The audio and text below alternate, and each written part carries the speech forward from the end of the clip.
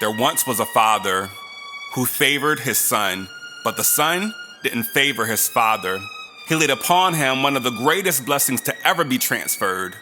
Sure, they looked alike, one of the same spirit, but of a different soul. This particular son didn't behold, entrusted with man tools, but compromised perceptions seen through society's lens as man tools made a fool believe that he could make fixings with what was never broken. Like trying to cash in casino chips in a wealth system that doesn't accept tokens. The father had one word spoken: love. Directed straight to the heart of the son, yet the son heard one word spoken: lust. And though in all truth the father speaks, the son's flesh peaks, seeking to seize what his heart is blind to, but now his eye sees what he seems to determine a more valuable expression of this blessing.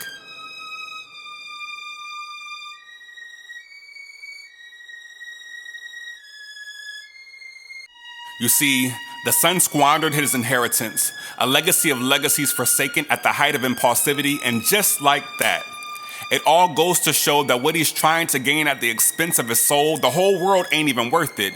Because every single time he chased the American dream, he would miss fortune, often finding himself on mountaintops, dreaming of valleys, out of bondage yet with the mind bound to struggle, conditioned to trouble, cycles and patterns, ignoring his knower with every unction, playing confused like he don't know how this functions. Like I said, cycles and patterns showed him that although he may find himself drowning in a pool of darkness, he'd eventually come around to see the light that makes day again.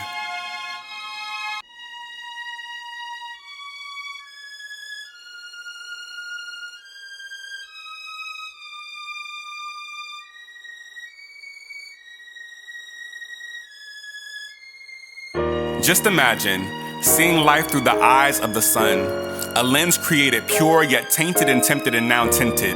Now things just don't seem the same anymore, especially when you were offered the eyes of Christ so you could see through the sunglasses, yet by grace the sun passes. Although according to every decision he made and tried to account for with good works, he failed.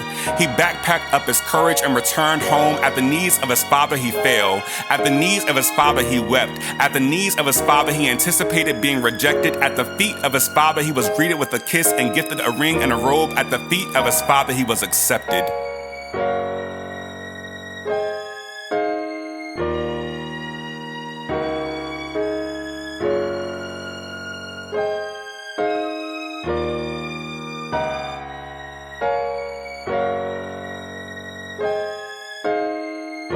You know, it amazes me how a story as ancient as this one could be so relevant to my personal experience.